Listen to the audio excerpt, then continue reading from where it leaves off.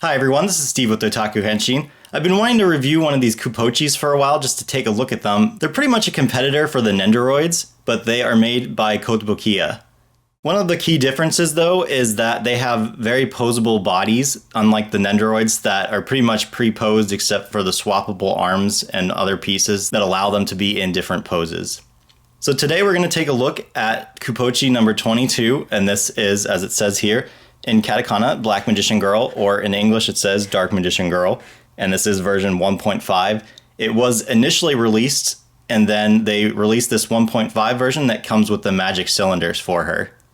So let's take a look at the box here. So we've already seen the front. Let's take a look at the first side here. We can see her in one of her poses.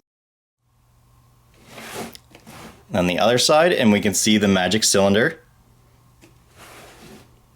The back, we can see some different faces. We can see the magic cylinders again, and then we also have her wand and book of magic there. And we can just see on the top with her peeking out there, and again on the bottom. So let's go ahead and open her up and take a look at everything she comes with. So I wanted to show you guys real fast. I already kind of started pulling things apart, but they have this packaged really nicely. They have a little bag for the extra pieces and the instructions, and this was actually taped to the bottom of this plastic shell, as well as on the back, some of these pieces here.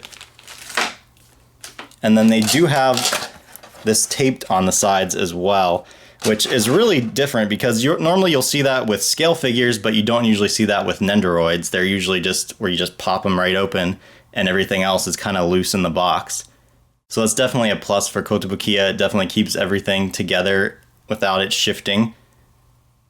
Once again, I am really impressed with the packaging. Not only did they have everything taped nicely, but each individual piece was wrapped in plastic, the only exception being the wand, which still had a sticky little piece of plastic over top of it to prevent it from falling out.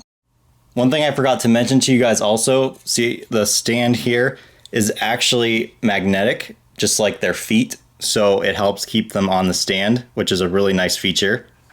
Not really going to bother showing all of these, but they have little stand pieces for both the magic cylinders and for her. Here is her little wand. You can see one of the magic cylinders here.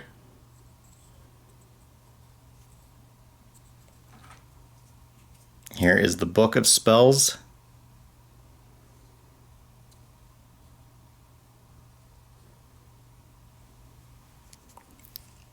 And this piece actually pops off, and then you can have it slightly opened up.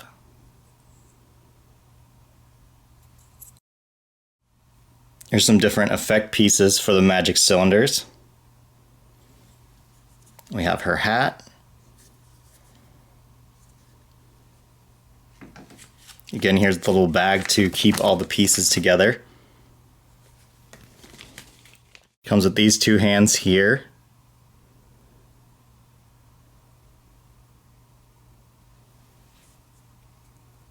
And then another set.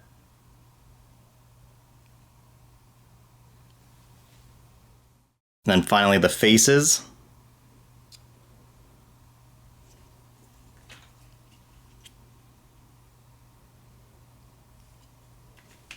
And then here is the figure herself.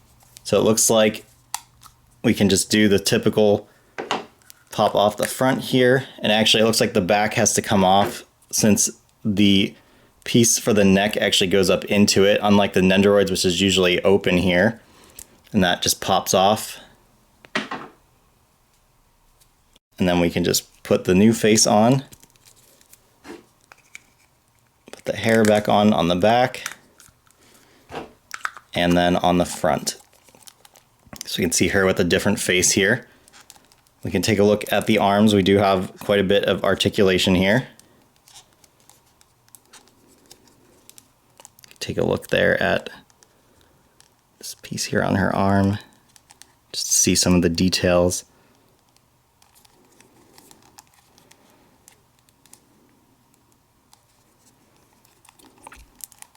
Obviously the head has some articulation, not really anything in the waist, but we do have some in the hips, and then in the legs.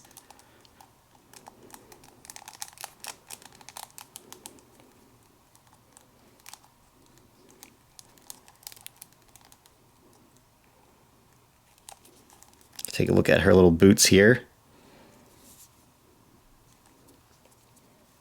Let's pull out the stand and see how these magnets work. Oh wow. Yeah, that really does stick on there. So really you don't even need to have that back stand piece, it seems, but I guess it doesn't hurt. But it is nice to see how they stand on their own.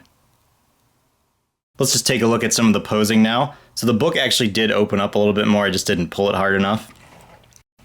You can see it does attach onto a stand piece here, and she's holding her wand there. You do actually have to pop the top of the wand off and then slide the bottom part into her hand and then put that back on. Her finger doesn't open up, it just kind of stays like that. But anyway, we could just take a look at one little pose here. Here we have her in another pose using the magic cylinders. This time we did put the stand on her back though. If you want her to stand on one leg, unfortunately she is not going to stay up very well. So if she's 2 feet on the magnetic stand here, she's fine, but otherwise you are going to want to use that extra stand piece. Here's just one more quick little pose for you guys. So here's one last thing I wanted to show you guys regarding the Cu-Poche, is that you can actually buy these extra bodies that give them different outfits. So you can see here, this is the miniskirt waitress costume. Just get an idea of what it looks like here. It shows you what it comes with. And then just another picture on the back of the outfit and different posing.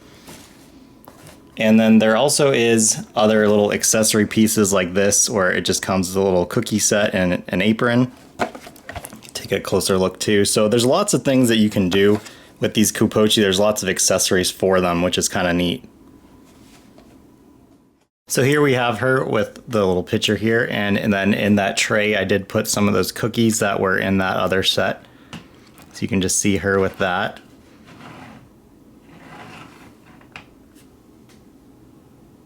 Here's just one more quick one of her filling up a cup that again came with that cookie set. We do have the Black Magician Girl in stock on our website, otakugenshin.com, and we also have these 2 other Cu-Poche, Takanashi Rika and Mikoto Misaka. And one that we don't have for sale, but I do also have that I'd like to review for you guys eventually, is Asuna from Sword Art Online. There's plenty of other shows that they've made Cu-Poches from, like Madoka Magica. We're going to try to get in as many as we can since I really like these, and now that I've finally reviewed one, I can say for sure that they are worthwhile. I did try to swap with Nendoroid faces, by the way. The Nendoroid heads are the same size, but the way that they're designed, unfortunately, they just don't really work. The best you can really do with them is you could put a Nendoroid face on the Cu-Poche, but it's not going to really stay up well unless the head is balanced. It doesn't actually stick in there, it's kind of loose. If you like this video, make sure you subscribe to our YouTube channel. Also, you can follow us on Instagram, Twitter, and Facebook. Thanks for watching this video, you guys, and see you next time.